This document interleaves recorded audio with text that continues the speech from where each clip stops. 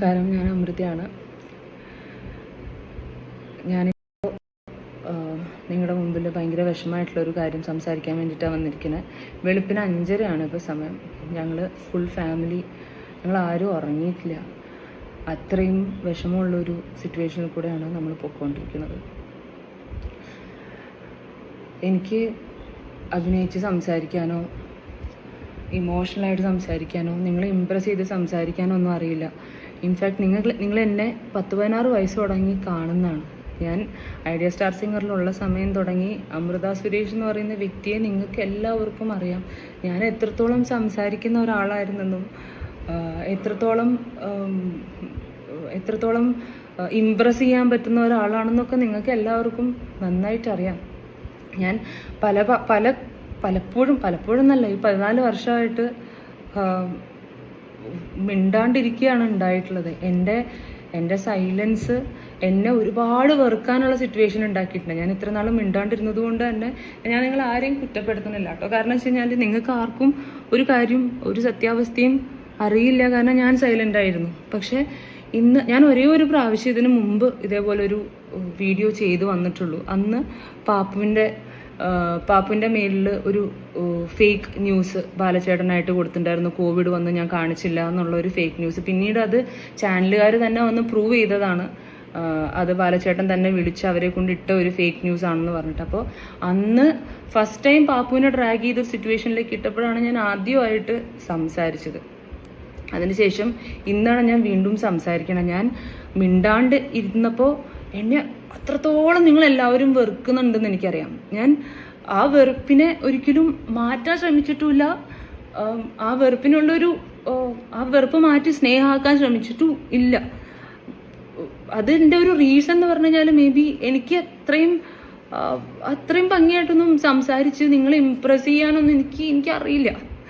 അപ്പം ആ ഒരു വെറുപ്പ് ഇപ്പോൾ അത് വന്ന് ഒരു പോയിന്റിലേക്ക് എത്തിയപ്പോൾ ഇതിപ്പോൾ എൻ്റെ പാപ്പുവിലേക്കും കൂടെ വന്നെത്തിയിരിക്കുകയാണ്. അതായത് ഇപ്പോൾ ഞാനും പാപ്പും എന്തെങ്കിലും ഞങ്ങളുടെ ഫാമിലിയിൽ, ഇപ്പോൾ ഞാനും അമ്മയും പാപ്പും അബിയും ഉള്ളൊരു ചെറിയ മൈക്രോ ഫാമിലിയാണ് നമ്മൾ. അച്ഛനും പോലും ഇല്ല. അപ്പോൾ നമ്മുടെ ലൈഫിൽ എന്തെങ്കിലും ഒരു ചെറിയ സന്തോഷം വന്നു കഴിഞ്ഞാൽ അപ്പോൾ പാരലലി അപ്പുറത്തൊരു വീഡിയോ വരും. ഇപ്പോൾ റീസെൻ്റ്ലി പാപ്പുവിൻ്റെ ബർത്ത്ഡേ ആയിരുന്നു 21st. ആ കുഞ്ഞ് അത്രയും ഹാപ്പി ആയിട്ട് നമുക്ക് നമ്മളുടെ പരിമിതിയിൽ വെച്ചിട്ട് നമുക്ക് ചെയ്യാൻ പറ്റുന്ന അത്രയും ഹാപ്പിനെസ് ആണ് പാപ്പു നമ്മൾ കൊടുത്തുകൊണ്ടിരിക്കുന്നത്. ഒരു ഇച്ചിരി സന്തോഷിച്ച് കഴിയുമ്പോൾ പിറ്റേ ദിവസം കാണുന്നത് ഇൻ്റർവ്യൂ ആണ്. അങ്ങനെ ചെയ്തു, ഇങ്ങനെ ചെയ്തു, പാപ്പു അങ്ങനെ പറഞ്ഞു, പാപ്പു ഇങ്ങനെ പറഞ്ഞു എന്നൊക്കെ പറഞ്ഞിട്ട്. അപ്പോൾ പലപ്പോഴും പാപ്പു എന്നോടത്ത് പറയാറുണ്ട്, മമ്മി എന്താ മിണ്ടാണ്ടിരിക്കണേന്ന്. അപ്പോൾ മമ്മിക്ക് മിണ്ടാൻ അറിയില്ലെങ്കിൽ ഞാൻ പറയാം മമ്മി എന്ന് പറയുന്നത്. കാരണം പാപ്പു ഇപ്പോൾ പഴയ ഏജ് അല്ല, നിങ്ങൾക്കറിയാം, 12 വയസ്സായി. അപ്പോൾ അങ്ങനെ കഴിഞ്ഞ ദിവസം പാപ്പു എൻ്റെ അടുത്ത് പറഞ്ഞാണ്, മമ്മി ഈ ബർത്ത്ഡേ എൻ്റെ വീഡിയോ വന്ന സമയത്ത്, mummy I want to do a video mummy. ഞാൻ എന്താണെന്നൊന്നും പറയില്ല, പക്ഷെ എനിക്കൊരു വീഡിയോ ചെയ്യണം. എൻ്റെ പാപ്പു ഗ്രാൻഡ്മ കാണുന്ന അങ്കിൾമാരും ആൻറ്റിമാരും ഒക്കെ അത് ഞാൻ പറഞ്ഞാൽ വിശ്വസിക്കും mummy, I will do it എന്ന് പറഞ്ഞിട്ടാണ് ആ പാപ്പു ആ വീഡിയോ എടുക്കണതും ആ വീഡിയോ അപ്ലോഡ് ചെയ്യണതും. അപ്പോൾ കുറച്ച് കഴിഞ്ഞ് എനിക്കറിയില്ല, I was so unaware about അതിനകത്ത് എന്ത് കണ്ടന്റാണ് മോള് ഇടണേന്നുള്ളത്. അവള് എൻ്റെ അടുത്ത് പറഞ്ഞു കഴിഞ്ഞാൽ ഞാനത് അവള് സ്റ്റോപ്പ് ചെയ്യുന്നുള്ളത് കൊണ്ട് തന്നെ പാപ്പു എൻ്റെ അടുത്ത് പറയാണ്ട് ചെയ്തൊരു കാര്യം. കാരണം അത്രയും അവള് കണ്ട് വിഷമിച്ച് നമ്മളൊക്കെ ഓരോ ദിവസവും ഈ 12 വർഷവും ഗോത്രൂ ചെയ്ത കാര്യങ്ങളാ, കുഞ്ഞുകുട്ടി കാണുന്ന കാര്യങ്ങളാണ്. അപ്പോൾ അത്രയും വിഷമിച്ചാണ് അവൾ ആ ഒരു വീഡിയോ. ഇനിയെങ്കിലും എൻ്റെ മമ്മി തെറ്റുകാരിയല്ല എന്ന് വിചാരിച്ചോട്ടെ എന്ന് വിചാരിച്ച് അവളുടെ ഒരു കുഞ്ഞു ഭാഷയിൽ സംസാരിച്ച് അവൾക്ക് പറ്റുന്ന ഭാഷയിൽ അവളുടെ ഒരു മെച്യൂരിറ്റിയിൽ അവൾ സംസാരിച്ച കാര്യങ്ങളാണ്. അത് കഴിഞ്ഞൊരു 1.25 മണിക്കൂർ കഴിഞ്ഞപ്പോഴേക്കും വീണ്ടും പാപ്പുവിനെ കൂടുതൽ സൈബർ ബുള്ളിങ്ങിലേക്ക് ഇട്ടുകൊടുക്കുന്ന രീതിയിലൊരു ഒരു ഇമോഷണൽ വീഡിയോ, അടുത്ത് ഇമോഷണൽ വീഡിയോ വന്നു. അത് വന്നതിന് ശേഷം പാപ്പുവിനുണ്ടായിട്ടുള്ള പാപ്പുവിനെ പറയാത്തതായിട്ട് ഒന്നുമില്ല. കള്ളി, അഹങ്കാരി, ചീത്ത വാക്കുകളൊക്കെയാണ്. കുഞ്ഞു കുട്ടീനൊന്നും വിളിക്കാൻ പറ്റുന്ന വാക്കുകളൊന്നുമല്ല നമ്മൾ മലയാളികൾ കമൻസ് എഴുതിയിട്ടുണ്ടായിരുന്നത്. അപ്പോൾ ആസ് എ അമ്മ എനിക്കത് ചിന്തിക്കാൻ പോലും പറ്റാത്ത. അപ്പോൾ വീണ്ടും അവളൊരു സൈബർ ബുള്ളിങ്ങിലേക്ക് ഇട്ട് കൊടുക്കുക ചെയ്തത്. ഇനി അവൾ അതിനകത്ത് പറഞ്ഞു പോയിട്ടുള്ള കാര്യങ്ങൾ ഒന്ന് പറയാം. അതിനകത്ത് ഏറ്റവും കൂടുതൽ വന്ന കമൻസ് എന്ന് പറഞ്ഞു കഴിഞ്ഞാൽ, മമ്മി ഉഗ്രനായിട്ട് ബ്രെയിൻ വാഷ് ചെയ്യിപ്പിച്ചു, മമ്മി അത് പറഞ്ഞ് ചെയ്യിപ്പിച്ചു, മമ്മി ഇങ്ങനെ ചെയ്യിപ്പിച്ചു, അമ്മയുടെ മോള് തന്നെ അഭിനേത്രിയാണ്, ഇങ്ങനെയുള്ള കമൻസ് കൂടുതൽ. ഞാൻ കുറച്ച് കാര്യങ്ങൾ അതിനകത്ത് പാപ്പു പറഞ്ഞ കാര്യങ്ങൾ ഞാൻ മെൻഷൻ ചെയ്യാം. കാരണം പറയുമ്പോൾ കൊച്ചിനെ പറഞ്ഞു കഴിഞ്ഞാൽ അത് വിഷമാവും എനിക്ക്. അതിന് ക്ലാരിറ്റി പറഞ്ഞേ പറ്റുള്ളൂ. പാപ്പിനെ എന്താ ലാസ്റ്റ് അവള് ഇങ്ങനെ ഒന്ന് സംസാരിച്ച് എനിക്ക് ശീലമില്ലാത്തതുകൊണ്ട് ടെൻഷൻ ആവണം. എനിക്ക് സ്ഥലയിലൊന്നും പറഞ്ഞില്ല. അതിനകത്ത് പാപ്പു പറഞ്ഞ കാര്യമോ എന്താ ഹോസ്പിറ്റൽ ബർത്ത്ഡേയുടെ സമയത്ത് അല്ല വയ്യാണ്ട് കിടന്ന സമയത്ത് ഹോസ്പിറ്റലിൽ വന്നപ്പോൾ അതിനകത്ത് ഇന്നലെ വന്ന ഇന്റർവ്യൂവില് ബാലചേട്ടൻ പറഞ്ഞ കാര്യമാണ്. ബർത്ത്ഡേ അല്ല പക്ഷെ ഹോസ്പിറ്റലിൽ വന്നിട്ട് എനിക്ക് ലാപ്ടോപ്പ് വേണം പപ്പ എന്ന് പറഞ്ഞു എന്നൊക്കെയുള്ള. അപ്പോൾ പാപ്പു അതിനെ ക്ലാരിഫൈ ചെയ്ത് പറഞ്ഞിട്ട് ഞാൻ അങ്ങനെ ഒരു സാധനം ചോദിച്ചിട്ടേ ഇല്ല, ഇത് ഞാൻ എങ്ങനെ ബ്രെയിൻ വാഷ് ചെയ്യുന്നാക്കുന്നത്. അതിനകത്ത് ബാലചേട്ടൻ ആ വീഡിയോയിൽ പറയാണ്, കൂടെ അണ്ണൻ നിൽക്കുന്നുണ്ടായിരുന്നു, എൻ്റെ അച്ഛനുണ്ടായിരുന്നു. അണ്ണൻ ആ സമയത്ത് അവിടെ സിറ്റുവേഷനിൽ ഇല്ല. അണ്ണൻ എന്ന് പറയുന്നത് ബാലചേട്ടൻ്റെ ബ്രദറാണ്. ഞങ്ങൾ വന്ന് കുറേ കഴിഞ്ഞപ്പോഴാണ് ചേട്ടൻ വരണത്. എൻ്റെ അച്ഛൻ ICUവിൻ്റെ ഉള്ളിലോട്ട് വന്നിട്ടേ ഇല്ല. സുരേഷ് ചേട്ടനെ കണ്ടു എന്നൊക്കെ പറഞ്ഞിട്ട് ആ വീഡിയോയിൽ പറയണ്ട. അച്ഛൻ അങ്ങനെ ഒരു സിറ്റുവേഷനിലോട്ട് വന്നിട്ടേ ഇല്ല, അണ്ണൻ അങ്ങനെ ഒരു സിറ്റുവേഷനിലോട്ട് വന്നിട്ടേ ഇല്ല. അപ്പം എൻ്റെ മോള് അവള് വീഡിയോ കണ്ടിട്ട് എൻ്റെ അടുത്ത് പറഞ്ഞ കാര്യം എന്ന് വെച്ചാൽ, മമ്മി ഞാൻ ലാപ്ടോപ്പ് എന്തിനാ ചോദിച്ചേ, I want to tell why is he lying. അപ്പോൾ അവളാ പറഞ്ഞത് ഞാൻ എങ്ങനെ ബ്രെയിൻ വാഷ് ചെയ്തതാവണത്. അതേപോലെ കോർട്ടിൽ കൂടെ പോളെ ഡ്രാഗ് ചെയ്ത് പിടിച്ച് നിലത്ത് കൂടെ വലിച്ചഴച്ച് കൊണ്ടുപോയിട്ടാണ് വണ്ടിയിലേക്ക് കയറ്റിയിട്ട സീൻ. ഇതെങ്ങനെ ബ്രെയിൻ വാഷ് ആവണത്? എൻ്റെ മലയാളി ചേട്ടന്മാരെ ചേച്ചിമാരെ നിങ്ങളൊന്ന് ആലോചിച്ച് നോക്ക്. നൂറുകണക്കിന് ആളുകൾ കണ്ട ഒരു സീനാണത് കോടതിയിൽ. അതെങ്ങനെയാ ഞാൻ ബ്രെയിൻ വാഷ് ചെയ്തിട്ട് എൻ്റെ മോള് പറയാം. അതിനുശേഷം ഒരു 3 വയസ്സിലുണ്ടായ അവള് കണ്ടിട്ട് ഷോക്കായ ഒരു സിറ്റുവേഷൻ അവള് പറഞ്ഞു. നിങ്ങളൊന്ന് ആലോചിച്ച് നോക്കൂ. നമുക്കൊക്കെ നമ്മളുടെ ചൈൽഡ്ഹുഡിൽ ഉണ്ടായിട്ടുള്ള ട്രോമാറ്റിക് അല്ലെങ്കിൽ ഷോക്കിംഗ് ആയിട്ടുള്ള സിറ്റുവേഷൻസ് നമുക്ക് ഓർമ്മയില്ലേ? എനിക്ക് നമ്മളെ ഞെട്ടിച്ചിട്ടില്ല, അല്ലെങ്കിൽ നമ്മൾ അത്ര വേദനിച്ചിട്ടില്ല, അല്ലെങ്കിൽ ഷോക്കിംഗ് ആയിട്ടുള്ള എന്തെങ്കിലും സിറ്റുവേഷൻസ് എനിക്ക് 2 വയസ്സുള്ള കാര്യങ്ങൾ വരെ എനിക്ക് ഓർമ്മയുണ്ട്. എൻ്റെ മെമ്മറിയിൽ ഒരു ഫ്ലാഷസ് ആയിട്ട് എന്ന് വെച്ചാൽ ഒരു ഫുൾ ചിത്രമായിട്ടില്ലെങ്കിൽ ഫ്ലാഷസ് ആയിട്ട് ഓർമ്മയുണ്ട്. പാപ്പുവിൻ്റെ കേസ് പറയുകയാണെങ്കിൽ, പാപ്പു കുഞ്ഞു ആവിയായിരിക്കുന്ന സമയത്ത് അവളെ ഈ വക സിറ്റുവേഷനിൽ നിന്ന് പിടിച്ചു വലിച്ചു കൊണ്ടുപോയിട്ടുള്ളത് എൻ്റെ വീട്ടിൽ നിന്നിട്ടുള്ള ജോലിക്കാരാണ്, ചേച്ചിമാരൊക്കെ. അവൾക്കൊന്നും പറ്റില്ലെന്ന് വെച്ചിട്ട് പിടിച്ചെടുത്ത് അവളെ കൊണ്ട് ഓടും. അങ്ങനെ ആ ചേച്ചിമാരൊക്കെ ഇതൊക്കെ സാക്ഷി പറഞ്ഞിട്ടുള്ളതാണ് കേട്ടോ. കോടതിയിൽ കേസ് അടങ്ങുന്ന സമയത്ത് ഈ ജോലിക്ക് നിന്ന് ചേച്ചിമാരും അതേപോലെ അന്നുണ്ടായിരുന്ന ഡ്രൈവർ ഇവരൊക്കെ ഇപ്പോഴും എൻ്റെ കൂടെ തന്നെ ഉണ്ട്. അപ്പോൾ ഇതൊക്കെ സാക്ഷി പറഞ്ഞിട്ടുള്ള കാര്യങ്ങളാണ്. ഇതൊക്കെ ഒരു കുഞ്ഞു കുട്ടിക്ക് അവളുടെ ഒരു കുഞ്ഞി മെമ്മറിയിൽ അവൾ ട്രോമാറ്റിക് ആയിട്ട് പേടിച്ച് അനുഭവിച്ച് പോയിട്ടുള്ള കാര്യമാണ്. അതിനുശേഷം പാപ്പുവിനെ അവളെ മുറിയിൽ പൂട്ടിയിട്ടതും ഈ കാര്യങ്ങളും അതിൻ്റെയൊക്കെ വീഡിയോ അടക്കം നിങ്ങൾ കണ്ടിട്ടുള്ളതാണ്. പാപ്പു എത്ര വിഷമിച്ചാണ് ഇരുന്നിട്ടുള്ളതെന്നും. ഇതൊക്കെ ഞാൻ എന്തിനാ ബ്രെയിൻ വാഷ് ചെയ്യണം? മോളുടെ അനുഭവത്തിൽ നിന്ന് പറഞ്ഞിട്ടുള്ള കാര്യങ്ങളാണ് വിത്ത് എവിഡൻസ്. ഞാൻ എന്തിനാ എൻ്റെ കൊച്ചിനെ ബ്രെയിൻ വാഷ് ചെയ്തു? എൻ്റെ മോളെ ഞാൻ ബ്രെയിൻ വാഷ് ചെയ്യണമായിരുന്നെങ്കിൽ ഞാൻ കുറേ മുമ്പേ ബ്രെയിൻ വാഷ് ചെയ്യണമായിരുന്നു. അത് ഈ 14 വർഷം വെയിറ്റ് ചെയ്ത് അവള് ഇത്രയും നാൾ കഴിഞ്ഞ് അനുഭവിക്കാനുള്ളതൊക്കെ അനുഭവിച്ചു കഴിഞ്ഞിട്ട് ഞാൻ ബ്രെയിൻ വാഷ് ചെയ്യേണ്ട ഒരു ആവശ്യം ഉണ്ടോ നിങ്ങൾക്ക് തോന്നുന്നുണ്ടോ? ഈ പാപ്പുവിൻ്റെ ഫാമിലീനെ രക്ഷിക്കാൻ വേണ്ടിയിട്ട്, അല്ലെങ്കിൽ പാപ്പുവിൻ്റെ ഫാമിലി അല്ലെങ്കിൽ അവളും അനുഭവിച്ചുകൊണ്ടിരിക്കുന്ന കാര്യങ്ങൾ, അതിൽ നിന്നൊരു മോചനം എന്നെ കൊണ്ടാവുന്നതാവട്ടെ എന്നുള്ള രീതിയിൽ ആ പാവം കൊച്ചു ചെയ്തതിന് നിങ്ങളതിനെ എന്തൊക്കെ വിളിക്കുന്നുണ്ട്, എന്തൊക്കെ പറയുന്നുണ്ട്. ആ കുട്ടി എൻ്റെ പാപ്പു സ്കൂളിൽ പോകുമ്പോൾ, നമ്മൾ പബ്ലിക് ഫങ്ഷൻസിന് പോകുന്ന സമയത്ത് എത്രയോ ആളുകൾ വന്നിട്ട് പറയണേ, മോളുടെ അച്ഛൻ്റെ അടുത്തോട്ട് പൊക്കൂടെ. ഇതൊക്കെ കേട്ടോണ്ടിരിക്കും. ഒരിക്കലും പാപ്പൻ്റെ സ്കൂളിലുണ്ടായിരുന്ന ഒരു കേസാ. അതായത് ബസ്സിലുള്ള ഒരു കുട്ടി, എന്താ, ഞാൻ പോലും ആ സമയത്തില്ല, ഞാൻ ദുബായിൽ ഉള്ളൊരു സമയത്താണ്. Your father said your mom is ugly എന്നൊക്കെ പറഞ്ഞിട്ട് കുഞ്ഞുങ്ങളൊക്കെ വീട്ടിലിതൊക്കെ നിങ്ങളൊക്കെ സംസാരിക്കും, നിങ്ങളുടെ മക്കളൊക്കെ കേൾക്കുന്നുണ്ടാവും, അത് ഇവരുടെ തരത്തിലൊക്കെ പറയുന്നുണ്ടാവും. ആൻഡ് ദെൻ അങ്ങനെ പാപ്പുവിൻ്റെ അടുത്ത് യോ മദർ ഇസ് അഗ്ലി എന്ന് പറഞ്ഞിട്ട് പാപ്പു കരഞ്ഞിട്ടാണ് വീട്ടിലേക്ക് ഓടി വന്നത്.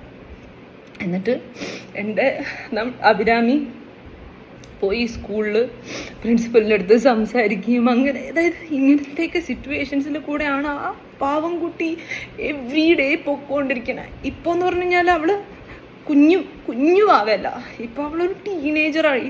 അവരുടെ തരത്തിലുള്ള കുട്ടികളുടെ ഇടയിൽ സംസാരിക്കപ്പെടേണ്ടതായിട്ടുള്ള ഒരു സബ്ജക്റ്റും കൂടെയായി. അവൾ പല കാര്യത്തിനും ഉത്തരം പറയേണ്ട ഒരു അവസ്ഥയായി. മിണ്ടാണ്ടിരിക്കുമ്പോൾ വീണ്ടും കുറ്റങ്ങൾ വന്നുകൊണ്ടിരിക്കുക. വേറെ കമൻസ് ഞാൻ വായിച്ചു, ഇതൊക്കെ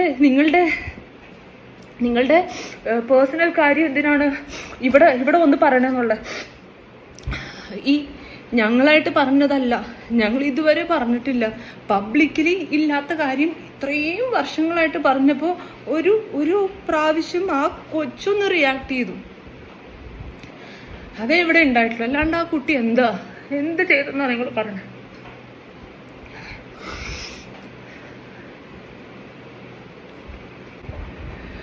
ഇനി ഞാൻ എന്നിലേക്ക് വരാം. ഞാൻ എന്ത് തെറ്റാണ് എൻ്റെ ലൈഫിൽ ചെയ്തതായിട്ട് നിങ്ങൾ പറയണേ?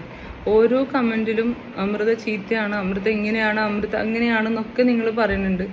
ഞാൻ എൻ്റെ സോഫാറുള്ള എൻ്റെ ഐഡിയ സ്റ്റാർ സിംഗർ തുടങ്ങിയുള്ള ലൈഫ് എടുത്തോ, ഞാൻ എന്ത് തെറ്റാണ് ഞാൻ ചെയ്തിട്ടുള്ളത്? ഒരു 18 വയസ്സിൽ ഭയങ്കരമായിട്ട് ഒരാളെ ആദ്യമായിട്ട് ഞാൻ സ്നേഹിച്ച് അയാളെ തന്നെ കല്യാണം കഴിക്കണമെന്ന് ആഗ്രഹിച്ചു. അയാളെ ഞാൻ കല്യാണം കഴിച്ചു.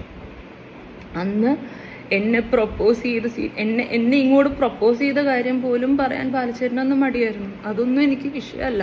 പക്ഷെ ഞാൻ എൻ്റെ ലൈഫിൽ, അതും ഒരു 18 വയസ്സുള്ള ഒരു കുട്ടിക്ക് ഉണ്ടാവുന്ന ഒരു പ്രണയം എന്ന് പറയുമ്പോൾ അത് ബ്ലൈൻഡ് പ്രണയമാണ്. ഒത്തിരിയൊന്നും നിങ്ങൾ വിചാരിക്കണ പോലെ ചിന്തിക്കാനോ അല്ലെങ്കിൽ മാനിപ്പുലേറ്റ് ചെയ്യാനോ ഉള്ള ഒരു പ്രായമൊന്നും എനിക്കന്നില്ല. അത് കഴിഞ്ഞ് ഞാൻ അവിടെ നിന്നപ്പോൾ അനുഭവിച്ചിട്ടുള്ള കാര്യങ്ങൾ, പല ദിവസവും ചോര തുപ്പി ഓരോ മൂലയ്ക്കിലും കിടന്നപ്പോൾ എനിക്ക് എൻ്റെ വീട്ടിൽ പോലും പറയാൻ പറ്റില്ലായിരുന്നു. കാരണം അച്ഛനും അമ്മയും അത്രയും എതിർത്തൊരു മാരേജ് ആയിരുന്നു. ആൻഡ് ഈ കല്യാണത്തിൻ്റെ കാര്യം പറയുമ്പോൾ ഒരുപാട് കാര്യങ്ങൾ ഞാനും എൻ്റെ ഫാമിലിയും ചീറ്റ് ചെയ്യപ്പെട്ടിട്ടാണ് ഇങ്ങനെ ഒരു വെഡ്ഡിങ്ങിലോട്ട് വന്നത്. ഞങ്ങളുടെ എൻഗേജ്മെൻറ്റിനൊക്കെ ശേഷമാണ് നമ്മൾ അറിയുന്നത് ബാലചേട്ടൻ എന്നെ കല്യാണം കഴിക്കുന്നതിന് മുമ്പ് വേറൊരു ചന്ദന സദാശിവ റെഡ്ഡിയാർ എന്ന് പറഞ്ഞിട്ടുള്ള ഒരു ചേച്ചിയെ കല്യാണം കഴിച്ചിട്ടുണ്ടായിരുന്നെന്നും അത് ഡിവോഴ്സ് ആയതാണെന്നുള്ളത് മ്യൂസിക് ഡയറക്ടർ രാജാമണി സാർ അച്ഛൻ്റെ ഫ്രണ്ടായിരുന്നു. അപ്പോൾ രാജാമണി അങ്കിളാണ് അച്ഛനെ വിളിച്ച് പറയണത്. പക്ഷെ ആ സമയം ആയപ്പോഴത്തേക്കും ഒക്കെ ഒരുപാട് ഒരുപാട് എൻഗേജ്മെൻറ്റ് കഴിഞ്ഞ് വലിയൊരു വാർത്തയായിട്ടുണ്ടായിരുന്നു. അപ്പോഴും അച്ഛനമ്മ എൻ്റെ അടുത്ത് പറഞ്ഞതാണ്, വേണ്ട മോളെ, ഇത് വേണ്ട, ഇത് ശരി, അത്രയും അവർ പറഞ്ഞു. പക്ഷെ എൻ്റെ ഇഷ്ടവും എനിക്ക് അത്ര ഇഷ്ടമായിരുന്നു ബാലചേട്ടനെ, അത്രയും സ്നേഹിച്ചിട്ടുണ്ടായിരുന്നുള്ളൂ. അപ്പോൾ അത്രയും നിർബന്ധിച്ച് ഞാനായിട്ട് അച്ഛനെയും അമ്മയും കൺവിൻസ് ചെയ്തെടുത്ത ഒരു ഡിസിഷനായിരുന്നു ഈ വെഡ്ഡിങ് എന്ന് പറഞ്ഞു കഴിഞ്ഞാൽ. From day 1 till the day ഞാൻ ആ വീട്ടിൽ നിന്ന് വന്ന ദിവസം വരെ പല ദിവസങ്ങളും ഞാൻ ചോര തുപ്പി ഓരോ മൂലയ്ക്ക് കിടന്നപ്പോഴും എന്നെ എടുത്ത് എനിക്കിതൊന്നും വീട്ടിൽ പറയാൻ പറ്റില്ലായിരുന്നു. അഗെയിൻ ഇത് എൻ്റെ ഒരു ഡിസിഷൻ ആയതുകൊണ്ട് ഞാൻ നിർബന്ധിച്ച് എടുത്തൊരു ഡിസിഷൻ ആയതുകൊണ്ട് എൻ്റെ അച്ഛയമ്മയും അഭിരാമിയും അത്ര വേദനിക്കുന്നുള്ളതുകൊണ്ട് ഞാനിതൊന്നും ആരോടും പറഞ്ഞില്ല. ഇതൊന്നും ഞാൻ പറയുന്നത് അന്ന് എന്നെ ഇതൊക്കെ കണ്ട് സാക്ഷിയായിട്ടുണ്ടായിരുന്ന എൻ്റെ ജോലിക്കാരി ചേച്ചിമാരും ഒക്കെ ഇതൊക്കെ കോടതിയിൽ കേസ് പറഞ്ഞതൊക്കെയാണ്. അതിനുശേഷം ഞാൻ ഒരു പോയിന്റ് എത്തി. ഇനി ഞാൻ അവിടെ തുടർന്നു കഴിഞ്ഞ് കഴിഞ്ഞാൽ ഞാൻ മാത്രമല്ല ഈ ചോറ് തുപ്പി കിടക്കുന്ന ഒരു അവസ്ഥയിൽ ഞാൻ മാത്രമല്ല എൻ്റെ കുഞ്ഞും പെടും എന്നുള്ള കുഞ്ഞും അതിൻ്റെ ഒരു ഭാഗമാവുന്ന ഒരു പോയിന്റിൽ വന്നപ്പോഴാണ് ഞാൻ ആ വീട് വിട്ട് കിട്ടിയ സാധനമൊക്കെ എടുത്ത് ഇറങ്ങി ഓടണത്. അല്ലാണ്ട് നിങ്ങൾ പറയണ പോലെ കോടികൾ എടുത്തിട്ടൊന്നും ഇറങ്ങി ഓടിയതല്ല. ആ ഒരു ഇൻസിഡന്റ് ആണ് പാപ്പു പറയണത്. കുപ്പി എറിഞ്ഞ് മമ്മി തടഞ്ഞില്ലായിരുന്നെങ്കിൽ അതാ കുഞ്ഞു വയസ്സിൽ അവൾക്കുണ്ടായിരുന്ന അവൾ കിട്ടിയ ഒരു ഷോക്കാണത്. ഞാൻ അവളെ ഇങ്ങനെ പിടിച്ചുകൊണ്ടിരുന്ന സമയത്താണ് ഈ കുപ്പി വരണതും അവള് ഞെട്ടണതും ഞാൻ അവളെ പിടിച്ചിങ്ങനെ മാറ്റണതും ആ കുപ്പി പുറകിൽ മതിലിൽ പോയിട്ട് പൊട്ടിത്തെറിച്ച് പോയ ഒരു സിറ്റുവേഷനാണ് അത്. പാപ്പുന് ഇപ്പോഴും അതൊരു ഓർമ്മയാണ്. ആ ഒരു സിറ്റുവേഷനാണ് പാപ്പു ആ വീഡിയോയിൽ പറയണേ. അപ്പോ ഇങ്ങനെയുള്ളൊരു ലൈഫിൽ നിന്ന് കിട്ടിയ സാധനങ്ങളൊക്കെ എടുത്ത് പറക്കി ഞാൻ അവിടെ നിന്ന് ഓടി രക്ഷപ്പെടുകയാണ് ചെയ്തത്. ഇൻഫാക്ട് എൻ്റെ സ്വർണം, എൻ്റെ വണ്ടി ഒന്നും ഞാൻ അവിടെ നിന്ന് എടുത്തിട്ടില്ല. ഈ പറയുന്നുണ്ട് പിന്നെ പറഞ്ഞിട്ടുണ്ടായിരുന്ന കാര്യങ്ങളായിരുന്നു. സ്വർണം, സ്ത്രീധനം കൊടുത്തിട്ടില്ല, സ്വർണം മൊത്തം പാലച്ചേട്ടന് ഇടിപ്പിച്ച്. ഇതിനൊക്കെ എന്താ തെളിവുള്ളത്? എൻ്റെ ഞങ്ങൾക്ക് ഇളമക്കരയിൽ ഉണ്ടായിരുന്ന ഒരു വീട്, ആ വീട് വിറ്റിട്ടാണ് അച്ഛനും അമ്മയും ആ ഫുൾ സ്വർണവും വാങ്ങിച്ചതും. ജോസ്കോന്നാ നമ്മൾ ഫുൾ സ്വർണം പർച്ചേസ് ചെയ്തിട്ടുണ്ടായിരുന്നേ. ഞാൻ പ്രസന്റ് ചെയ്യാം അതിൻ്റെ ഇൻവോയ്സ്. ആ സ്വർണ്ണമൊക്കെ പോയി. ആ സ്വർണം ഒന്നും വേണ്ട. അതായത് മോൾ ഇത്രയും ടോർച്ചർ, ഈ ഡിവോഴ്സ് ഫേസിൽ കൂടെ ഇത്രയും ടോർച്ചർ കൂടെ പോയപ്പോൾ എനിക്കൊന്നും വേണ്ട. എല്ലാവരെയും പോലെ ഞാനും കോമ്പൻസേഷൻ ചോദിക്കുമല്ലോ. എൻ്റെയും ലൈഫ് പോയതാണ്, എൻ്റെ മോളുടെയും ലൈഫ് പോയതാണ്.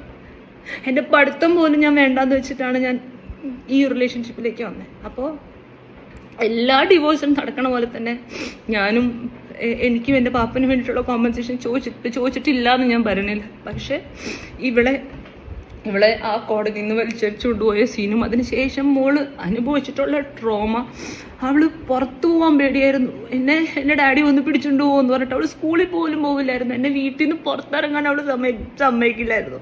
എന്നെയും അഭിരാമിനെയും അമ്മേനെയും അച്ഛനെയും കെട്ടിപ്പിടിച്ചിട്ട് ഇവളെ എപ്പോഴും നിൽക്കുള്ളായിരുന്നു. അപ്പം ഇങ്ങനെ ട്രോമാറ്റിക് ആയിട്ടുള്ള ആ കുഞ്ഞു ഭാവയ്ക്ക് എടുക്കാൻ പറ്റുന്നതിന് കൂടുതൽ അവള് അനുഭവിച്ചു തുടങ്ങിയപ്പോഴാണ് ഞാൻ കേസിൽ നിന്ന് പിന്മാറുന്നത്.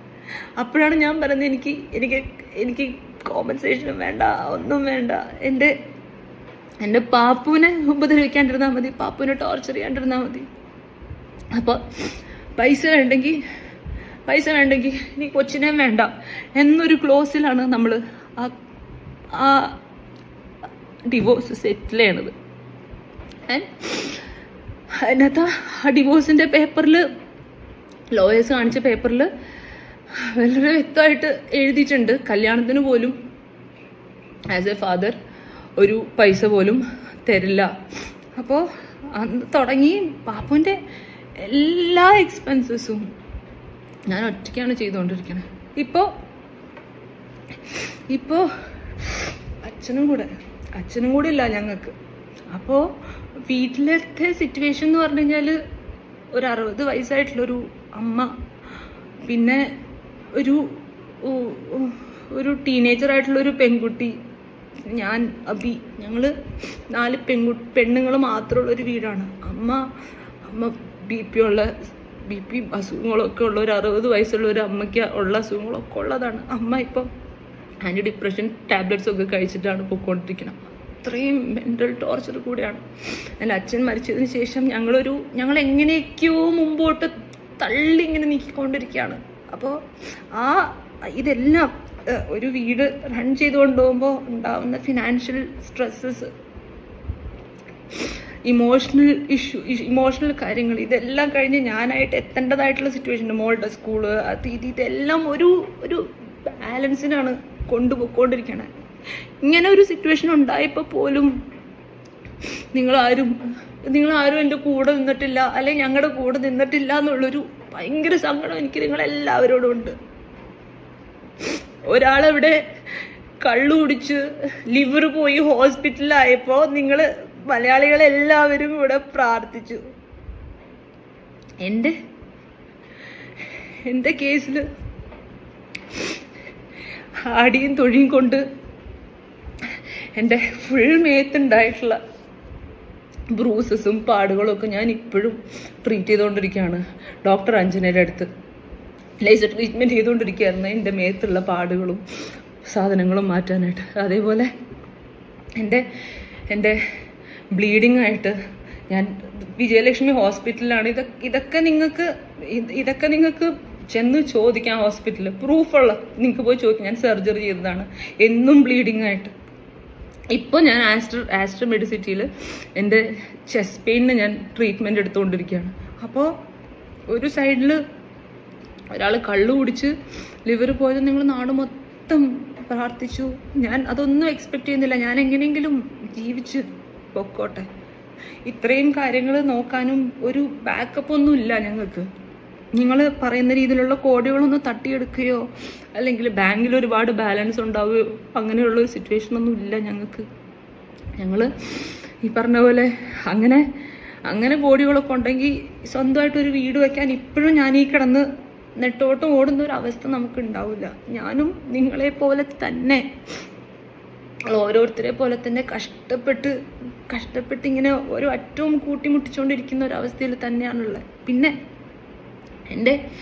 എൻ്റെ ലുക്ക്, ആറ്റിറ്റ്യൂഡ്, ഇതൊക്കെ എല്ലാവരും പറയുന്ന കാര്യം. ഒരു പോയിന്റ് കഴിയുമ്പോൾ ഉണ്ടല്ലോ, നമ്മളിങ്ങനെ ഓരോന്ന് കേട്ട് വരുമ്പോൾ ഈ ആറ്റിറ്റ്യൂഡ് ഒരു പ്രൊട്ടക്ഷനാണ്. ലൈക്ക് ആരെങ്കിലും വരുമ്പോൾ പേടിയാണ്, ഇയാൾ എന്താ എന്നെക്കുറിച്ച് വിചാരിച്ചു വെച്ചിരിക്കണേ. ഫുൾ ഫാമിലിക്കുള്ള ഒരു ഭയമാണ്. പുറത്ത് പോയി കഴിഞ്ഞാൽ ഇവരൊക്കെ എങ്ങനെയാണ് കാണുന്നത്. അപ്പം നാച്ചുറലി നമ്മളെല്ലാവരും ഒരു ജാടയിടാന്ന് പറയില്ലേ, നിങ്ങളുടെയൊക്കെ ഭാഷയിൽ പറയില്ലേ, അവള് ജാടത്തണ്ടിയാന്ന് പറയില്ലേ, ഒരു അഹങ്കാരിയാന്ന് പറയില്ലേ. ഈ അഹങ്കാരമൊക്കെ ഞങ്ങൾക്ക് പലപ്പോഴും ആവശ്യമാണ്. ആ അഹങ്കാരമൊക്കെ ഉള്ളതും ആ അഹങ്കാരം കാണിക്കുന്നതുകൊണ്ടാണ്. പക്ഷെ ഞങ്ങൾക്ക് ഇപ്പോഴും ഇങ്ങനെ വീഴാണ്ട് നിൽക്കണം. പക്ഷെ എൻ്റെ ഉള്ളിലൊന്നും ഞങ്ങൾക്കൊന്നുമില്ല. നിങ്ങളൊക്കെ വിചാരിക്കുന്ന പോലെ അത്ര സ്ട്രോങ് ഒന്നും അല്ല. ഞങ്ങൾ ഇന്നും രാത്രി കെട്ടിപ്പിടിച്ചിട്ട് ഇന്നിപ്പോൾ വെളുപ്പിന് ഞങ്ങളിവിടെ കരഞ്ഞുകൊണ്ടിരിക്കുകയാണ്.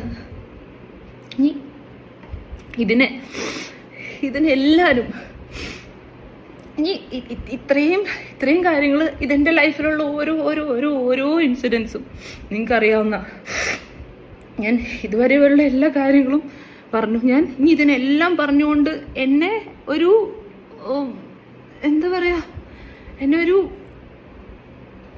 മെസ്സേജസിലൊക്കെ വരുന്നതെന്ന് പറഞ്ഞാൽ ഒരു വൃത്തികെട്ട അമ്മ. അതിൻ്റെ ഒരു ഭാഷ പറയാൻ ഞാൻ എന്നെക്കുറിച്ച് തന്നെ പറയാൻ പാടില്ലാത്ത കാര്യങ്ങൾ. അത്രയും വൃത്തികെട്ട രീതിയിലാണ് എന്നെ പറയണത്. ഒൺലി ബിക്കോസ് ഞാനൊരു റിലേഷൻഷിപ്പ് അതിനുശേഷം 14 വർഷത്തിന് ശേഷമാണ് നിങ്ങൾ ആലോചിക്കണം. 14 ഇയേഴ്സിന് ശേഷം വീണ്ടും ഞാനൊരു റിലേഷൻഷിപ്പിലേക്ക് വന്നു. അത് നിങ്ങളുടെ അടുത്തെല്ലാം ഞാനത് അറിയിച്ചു, അത്രയും എക്സ്പോസ് ചെയ്തു. കാരണം അത്രയും I felt loud for a time. അപ്പോൾ മാത്രമല്ല, ഞങ്ങളുടെ ഇടയിൽ സംഗീതം എന്ന് പറഞ്ഞുള്ളൊരു സംഭവം ഉണ്ടായിരുന്നു. അപ്പം ഒരുപാട് കണക്ഷൻസ് ഫീൽ ചെയ്തിരുന്ന ഒരു സ്ഥലമാണ് അത്. ഏതൊരു പെൺകുട്ടിയും ആഗ്രഹിക്കുന്നതെന്ന് പറഞ്ഞു കഴിഞ്ഞാൽ ഇത്രയും ട്രോമാറ്റിക് ആയിട്ടുള്ള, അല്ലെങ്കിൽ ഇത്രയും വിഷമിച്ച ഒരു റിലേഷൻഷിപ്പിന് ശേഷം ജീവിതത്തിൽ ഒരു കാര്യം ചെയ്യുമ്പോൾ, ഒരു റിലേഷൻഷിപ്പ് എടുക്കുമ്പോൾ അത് കൊളായി പോവല്ലേ എന്ന് പ്രാർത്ഥിച്ചിട്ടല്ലേ എല്ലാവരും ഒരു റിലേഷൻഷിപ്പിലോട്ട് കയറുള്ളൂ. അതുപോലെ തന്നെയായിരുന്നു ഞാനും. അത് ഒന്നും പറ്റില്ലേ, ഇത് നന്നായി വരണേ. ഞാൻ ആരെയും അവിടെ അപ്പുറത്തും വിവാഹം നടന്നിട്ടുണ്ടായിരുന്നു. ഞാൻ ഒരിക്കലും ഒരു മീഡിയയിൽ വന്നിട്ട് നിങ്ങൾ കണ്ടിട്ടുണ്ടോ ഞാൻ കുറ്റം പറയുന്നതോ അല്ലെങ്കിൽ കളിയാക്കുന്നതോ പാട്ട് പാടുന്നതോ ഒരു ഇന്റർവ്യൂവിൽ എവിടെയെങ്കിലും ഞാൻ പരാമർശിച്ചിട്ടുണ്ടോ ഇങ്ങനെ ഒരു വ്യക്തിയെ പറ്റി? അവർ രണ്ടാം വിവാഹം അല്ല, അത് ആക്ച്വലി 3-ാം വിവാഹമായിരുന്നു. ഇതൊന്നും ഞാൻ ഇതുവരെ ഈ നിമിഷം വരെ ഞാൻ പറഞ്ഞിട്ടില്ല. അപ്പോൾ ഇത്രയും നാളതൊക്കെ മറച്ചു വെക്കുന്നു. പക്ഷെ പകരം എനിക്കുണ്ടായിക്കൊണ്ടിരുന്നത് ഞാനൊരു ഡിസിഷൻ എടുത്തു. ആ ഡിസിഷൻ നന്നായി പോണേ എന്ന് ആഗ്രഹിച്ച് നമ്മൾ മുമ്പോട്ട് പോയി. ഒരു പോയിന്റ് എത്തിക്കഴിഞ്ഞപ്പോൾ അത് മുമ്പോട്ട് പോകാൻ പറ്റില്ല. അത് നമ്മളുടെ ഇടയിലുള്ള ഒരു പേഴ്സണലി നമ്മൾക്ക് മനസ്സിലായി ഇനി മുമ്പോട്ട് പോകാൻ പറ്റില്ല. അതുകൊണ്ട് തന്നെ നമ്മളത് സ്നേഹത്തോടെ മ്യൂച്വൽ റെസ്പെക്റ്റോട് കൂടെ രണ്ടുപേരും സെപ്പറേറ്റ് ആയ ഒരു സിറ്റുവേഷനാണ് അവിടെ ഉണ്ടായിട്ടുള്ളത്.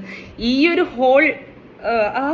ഹോൾ ഇൻസിഡന്റിൽ നിങ്ങൾ എല്ലാവരും പറഞ്ഞൊരു കാര്യമാണ്, ഞാൻ മകളെ വിട്ടിട്ട് പോയി, അവളെ ഉപേക്ഷിച്ചു, ഇപ്പം അമ്മ അയാളുടെ കൂടെ അല്ലേ. നിങ്ങൾ എന്തായി പറയണേ? നിങ്ങളൊന്ന് ആലോചിച്ചിട്ടുണ്ടോ? അപ്പം നിങ്ങളെല്ലാവരും ആഗ്രഹിക്കണമെന്ന് പറഞ്ഞു കഴിഞ്ഞാൽ ഞാൻ 14 വർഷത്തിന് ശേഷമാണെങ്കിലും ഒരു ലൈഫ് എനിക്ക് ഉണ്ടാവാൻ പാടില്ല എന്നാണോ? അതും ആ ഒരു ലൈഫ് ഒരുപാട് ആഗ്രഹിച്ച് തന്നെയായിരുന്നു ഞാനും ആ ഒരു റിലേഷൻഷിപ്പിലേക്ക് വന്നത്. പക്ഷെ അത് വർക്കായില്ലാത്തൊരു സിറ്റുവേഷൻ ആയപ്പോൾ അത് വേണ്ട, സ്നേഹത്തോട് തന്നെ ഒരു പിരിഞ്ഞൊരവസ്ഥയുണ്ടായി. അതിനെ ചൊല്ലി എനിക്ക് എന്തൊക്കെ കേട്ടു. ഇപ്പോഴും ഒരു പാട്ടിട്ടാൽ പോലും അതിൻ്റെ അടിയിൽ വരുന്ന കമൻസ് എന്ന് പറഞ്ഞു കഴിഞ്ഞാൽ ഗോപിയണ്ണൻ എവിടെ? ഗോപിയണ്ണൻ ഇട്ടിട്ട് പോയോ? ഗോപിയണ്ണൻ്റെ അടുത്ത് എൻ്റെ പാപ്പു ഇട്ട വീഡിയോനടിയിൽ വരെ എൻ്റെ അങ്കൂട്ടനുണ്ടായിരുന്നില്ലേ? ഇങ്ങനെയൊക്കെ പറഞ്ഞിട്ട് എത്രത്തോളം ആ കുഞ്ഞിനെ വേദനിപ്പിക്കുന്നുണ്ട് നിങ്ങൾക്കറിയോ? ഇപ്പോൾ ഈ ഒരു ഹോൾ ഇൻസിഡൻറ്റിൽ എൻ്റെ ഈ രണ്ടാമത്തെ ഈ റിലേഷൻഷിപ്പിൻ്റെ പേര് പറഞ്ഞിട്ടാണ് ഇപ്പം നിങ്ങൾ എന്നെ ഒരു വൃത്തികെട്ട സ്ത്രീയാക്കി പറയണത്. ഞാൻ എന്ത് തെറ്റാണ് ഇതിനകത്ത് ചെയ്തത്? ഞാൻ എൻ്റെ മകളെ ഉപേക്ഷിച്ചോ? ഞാൻ എൻ്റെ ഉത്തരവാദിത്തങ്ങളിൽ നിന്ന് മാറിയോ? ഞാൻ ഇതെല്ലാനും എനിക്കും ഒരു സന്തോഷം വേണം, എനിക്കും ഒരു പേഴ്സണൽ ലൈഫ് വേണം എന്ന് ആഗ്രഹിച്ച് ഞാൻ എടുത്ത ഒരു ഡിസിഷൻ അല്ലേ? അവിടെയും അതേ ഡിസിഷൻ അല്ലേ എടുത്തത്? അപ്പോൾ ഞാൻ എൻ്റെ ഈ ഒരു റിലേഷൻഷിപ്പ് സംഭവം ത്തിനൊരു വിള്ളൽ വന്ന സമയത്ത് എന്നെ കളിയാക്കിച്ചിരിക്കുന്ന ആളുകൾ, ഇപ്പോഴും കളിയാക്കിക്കൊണ്ടിരിക്കുന്ന ആളുകൾ അപ്പുറത്തെ സൈഡിൽ നിന്ന് എന്നെ കളിയാക്കി അപ്പോഴേ പറഞ്ഞില്ലേ പോവണ്ട പറഞ്ഞിട്ട് പാട്ടുകൾ പാടുന്നു, പബ്ലിക്കലി വന്ന് കളിയാക്കുന്നു.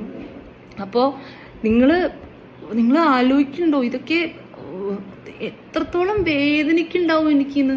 ലൈക്ക് ഞാനൊരു സാധാരണ ഒരു മനുഷ്യനല്ലേ, അല്ലാണ്ട് ഞാൻ വേറെ എവിടെ നിന്നോ വന്നൊരു ജീവിയൊന്നല്ലല്ലോ. ഒരു സാധാരണ ഒരു പെണ്ണല്ലേ, ഒരു 10-14 വയസ്സായിട്ടുള്ള ഒരു സാധാരണ ഒരു പെണ്ണ് തന്നെയാണ്. ചിലപ്പോൾ ഭാഗ്യവശാലോ നിർഭാഗ്യവശാലോ മീഡിയയുടെ മുമ്പിൽ ലൈഫ് എക്സ്പോസ്ഡ് ആയി പോയി എന്നുള്ളൊരു തെറ്റ് മാത്രമേ, തെറ്റോ ശരിയോ എനിക്കറിയില്ല, അത് മാത്രമേ എനിക്കുണ്ടായിട്ടുള്ളൂ. പക്ഷെ ഇമോഷൻസ് നിങ്ങൾക്കുള്ളതുപോലെ തന്നെയാണ് എനിക്കും ഉള്ളത്. നിങ്ങൾക്കുള്ള വേദനകൾ തന്നെയാണ് എനിക്കും എൻ്റെ കുടുംബത്തിനും ഉള്ളത്. ഇപ്പോൾ ഞാൻ നിങ്ങളുടെ മുമ്പിൽ വന്ന ഈ ഒരു വീഡിയോ ചെയ്തത് ഒരു വിക്ടിം കാർഡ് കളിക്കാൻ വേണ്ടി വന്നതല്ല, നിസ്സഹായ അവസ്ഥ കൊണ്ട് വന്നതാണ്. ഒരു പ്രസ്സിനെ വിളിച്ചുകൂട്ടി സംസാരിക്കാനോ അല്ലെങ്കിൽ ഒരു PR ടീമിനെ വെച്ച് എനിക്ക് വേണ്ടി കമൻ്റ് ഇടിപ്പിക്കാനോ അല്ലെങ്കിൽ മറ്റൊരാളെ എന്താ പറയുക ബാലചേട്ടനെ മോശമായി സംസാരിക്കാനോ ഒന്നും ഞാൻ ആഗ്രഹിക്കുന്നില്ല. ഇപ്പോഴും എൻ്റെ പാപ്പുവിൻ്റെ അച്ഛൻ എന്നുള്ള രീതിയിൽ ഞാൻ ഇന്ന് വരെ ഞാൻ ബാലചേട്ടന് റെസ്പെക്റ്റേ കൊടുത്തിട്ടുള്ളൂ. ഇതുവരെ അദ്ദേഹത്തിന് മോശമായിട്ട് ഞാൻ ഒന്നും പറഞ്ഞിട്ടില്ല. ഞാൻ അനുഭവിച്ച കാര്യങ്ങളും ഞാൻ ഒന്നും പറഞ്ഞിട്ടില്ല. എവിടെയൊക്കെയോ ആദ്യമായിട്ട് ഞാൻ സ്നേഹിച്ചു പോയ ഒരാളെന്നുള്ളൊരു വേദന ഉണ്ടല്ലോ, ഈശ്വര ഇതിങ്ങനെ ആയിപ്പോയല്ലോ എന്നുള്ളൊരു വേദനയും കൂടി ഉണ്ടാവുമല്ലോ. അതുകൊണ്ട് ഒരിക്കലും ബാലചേട്ടനെ വേദനിപ്പിക്കാനോ അല്ലെങ്കിൽ ഉപദ്രവിക്കാനോ ഒരു ഇൻ്റർവ്യൂ കൊടുക്കുകയോ ഒരു കുറ്റം പറയുകയോ ഒന്നും ചെയ്തിട്ടില്ല. പക്ഷെ ഇനിയെങ്കിലും എൻ്റെ സിറ്റുവേഷൻ നിങ്ങൾ മനസ്സിലാക്കണം. ആരെങ്കിലുമൊക്കെ എനിക്ക് വേണ്ടി സംസാരിക്കണ്ടേ? ഞങ്ങൾ ആകെ ഒരു 4 പെണ്ണുങ്ങൾ മാത്രം ജീവിച്ചു പോകുന്നൊരു ഫാമിലിയാണ്. കല കൊണ്ട് മാത്രം ജീവിച്ചു പോകുന്നൊരു ഫാമിലിയാണ് ഞങ്ങൾ. ആകെപ്പാടിനുള്ളൊരു സോഴ്സ് ഓഫ് ഇൻകം എന്ന് പറഞ്ഞു കഴിഞ്ഞാൽ ഞാൻ ചെയ്യുന്ന മ്യൂസിക് ഷോസും പിന്നെ നമ്മൾ ചെയ്യുന്ന വ്ളോഗ്സും ഒക്കെയാണ്. ഇപ്പോൾ 2 വർഷമായിട്ട് നിങ്ങൾക്ക് കണ്ടാൽ അറിയാം, അമൃതംഗമയ എന്ന് പറഞ്ഞൊരു യൂട്യൂബ് ചാനലുണ്ടല്ലോ, നമ്മുടെ ഈ ചാനലിൽ പോലും ഒരു വ്ളോഗ് ഞാൻ ചെയ്യുന്നില്ല. കാരണം പേടിച്ചിട്ടാ. എന്തെങ്കിലും കമൻ്റ് ഇട്ട് നമ്മൾ എന്തെങ്കിലും ചെയ്ത് കഴിഞ്ഞാൽ, എന്തെങ്കിലും പുറത്ത് പോയി നമ്മളൊരു നല്ലൊരു ഹോട്ടലിൽ പോയി ഭക്ഷണം കഴിച്ചാൽ വരെ അതിൻ്റെ ഇടയിൽ വരുന്ന കമൻറ്റ്, നീ അവൻ്റെ പൈസ എടുത്തിട്ടല്ലേ ചെയ്യുന്നതെന്നുള്ള ഇതൊക്കെ കേട്ട് കേട്ട് കേട്ട് ഞാനായിട്ട് ഇനി എന്തിനാ തളർന്നു പോയി നമ്മളെല്ലാവരും, പറ്റാണ്ടായി തുടങ്ങി. അതുകൊണ്ട് തന്നെ ഒരു ജീവിതത്തിൻ്റെ ഒരു സോഴ്സ് ഓഫ് ഇൻകം വരെ മാറ്റി വയ്ക്കേണ്ട ഒരു അവസ്ഥയിലാണ് ഞങ്ങൾ വന്നിരിക്കുന്നത്. ഇനിയെങ്കിലും നിങ്ങൾ ഒരു പ്രാവശ്യം ഞാൻ പറയുന്നത് കേട്ടിട്ടില്ല എന്നുണ്ടെങ്കിൽ അത് ചിലപ്പോൾ ഞങ്ങൾ 4 സ്ത്രീകളോട് ചെയ്യുന്ന ഒരു വലിയ ദ്രോഹമായിരിക്കും, എനിക്ക് വലിയ തെറ്റായിരിക്കും. കാരണം ഞങ്ങൾക്ക് സംസാരിക്കാൻ ഞങ്ങൾ മാത്രമേ ഉള്ളൂ. ഇനി ഇതിനൊരു എക്സ്പ്ലനേഷനോ അല്ലെങ്കിൽ ഒരു ക്ലാരിഫിക്കേഷനോ ഒന്നും കൊണ്ട് വരാനായിട്ട് ഞാൻ ആഗ്രഹിക്കുന്നില്ല. ഇനി ഇതിൻ്റെ പേരിൽ ആരും ഉപദ്രവിക്കരുത്, പ്രത്യേകിച്ചും പാപ്പുവിനെ. ആൻഡ് ഒരു റിക്വസ്റ്റും കൂടെ ഉണ്ട്. പാപ്പുമോള് പോസ്റ്റ് ചെയ്ത വീഡിയോ ഒരുപാട് മീഡിയ പേജസ് എടുത്ത് ഷെയർ ചെയ്തിട്ടുണ്ട്. അപ്പോൾ അതിൻ്റെ അടിയിൽ വന്നിരിക്കുന്ന കമൻസ് എന്ന് പറഞ്ഞു കഴിഞ്ഞാൽ നിങ്ങൾക്കറിയാം, അത്രയും ബ്രൂട്ടലായിട്ടുള്ള കമൻസാണ്. പറ്റുമെങ്കിൽ ആ കമൻസ് ഒന്ന് ഓഫ് ചെയ്ത് വയ്ക്കുക. ആ കുഞ്ഞിതൊക്കെ ഇരുന്ന് വായിക്കും. അപ്പോൾ അത് അവൾ ലൈഫ് ടൈം അത് അവൾക്ക് ഒരു ട്രോമയായിട്ട് മാറും. ലൈഫ് ടൈം അവളൊരു കുറ്റക്കാരിയായെന്നുള്ളൊരു ചീത്ത കുട്ടി എന്നുള്ളൊരു ചിന്തയിലേക്കൊക്കെ അത് മാറിപ്പോവും. ഒരു അവളുടെ കുടുംബത്തിനെ രക്ഷിക്കാൻ വേണ്ടി ചെയ്തൊരു കുഞ്ഞു സ്റ്റെപ്പാണ് ആ പാവം കൊച്ചിൻ്റെ. ഇന്ന് വരെ ഞാനും എൻ്റെ ഫാമിലിയും പാപ്പുവിന് വേണ്ടിയിട്ടാണ് ജീവിച്ചിട്ടുള്ളത്. ഇനിയും ഞങ്ങൾ പാപ്പുവിന് വേണ്ടി തന്നെയാണ് ജീവിക്കുള്ളൂ. അപ്പോൾ ഞങ്ങളെ ഉപദ്രവിക്കല്ലേ. ഇത്രയും നാൾ നിങ്ങൾക്ക് അറിയില്ലായിരുന്നു എന്തായിരുന്നു സിറ്റുവേഷൻ എന്നോ ഞങ്ങളുടെ ലൈഫിൽ നടന്നിട്ടുള്ള കാര്യങ്ങൾ എന്തായിരുന്നു എന്നോ അറിഞ്ഞിട്ടില്ല. ഇന്ന് ഞാൻ നിങ്ങളുടെ അടുത്ത് എല്ലാം വ്യക്തമായിട്ട് പറഞ്ഞു. ഇനിയും പറയാൻ ഒരുപാട് കാര്യങ്ങളുണ്ട്. കാരണം ഞാനിനി എന്തെങ്കിലും പറഞ്ഞു കഴിഞ്ഞാൽ അത് നിങ്ങൾക്ക് പോലും ഹൃദയമുള്ള ഒരാൾക്ക് കേൾക്കാൻ പറ്റാത്ത ഒരുപാട് കാര്യങ്ങൾ വന്നു പോകും അതിനകത്ത്. അതുകൊണ്ട് എനിക്ക് ആരെയും കുറ്റപ്പെടുത്തണം എന്ന് ആഗ്രഹമില്ലാത്തത് കൊണ്ട് ഞാൻ പറയുന്നുമില്ല. പക്ഷെ ഇപ്പോൾ പറഞ്ഞ കുറച്ച് കാര്യങ്ങളിൽ കുറേ കാര്യങ്ങൾ നിങ്ങൾക്ക് ക്ലാരിറ്റി വന്നിട്ടുണ്ടാവുമെന്ന് വിചാരിക്കുന്നു. ആൻഡ് പണ്ട് ഐഡിയ സ്റ്റാർ സിംഗറിൽ ഉണ്ടായപ്പോൾ സ്നേഹിച്ചിട്ടുണ്ടായിരുന്ന ഒരു അമൃത സുരേഷ്, നിങ്ങൾ പറയുമല്ലോ അന്ന് പട്ടുപാവാടയിട്ട് വന്നപ്പോൾ ഞങ്ങൾക്ക് വളരെ ഇഷ്ടമുണ്ടായിരുന്നു. അതേ അമൃത തന്നെയാണ് ഇപ്പോഴും. പട്ടുപാവാടയൊക്കെ ഒന്ന് മാറി ജീവിക്കാൻ വേണ്ടിയിട്ട്, പ്രൊഫഷന് വേണ്ടിയിട്ട് കുറച്ച് സ്റ്റൈലായിട്ടൊക്കെ ജീവിക്കേണ്ട വന്നല്ലാണ്ട് അന്നുണ്ടായിരുന്ന ഒരു അമൃത തന്നെയാണ് ഇപ്പോഴും ഉള്ളത്. അപ്പോൾ അന്നൊരു ഇച്ചിരി സ്നേഹം ബാക്കിയുണ്ടെങ്കിൽ എന്നെ എൻ്റെ ഫാമിലീൻ്റെയും വിഷമം നിങ്ങൾ കാണാണ്ട് പോകരുത്. Thank you.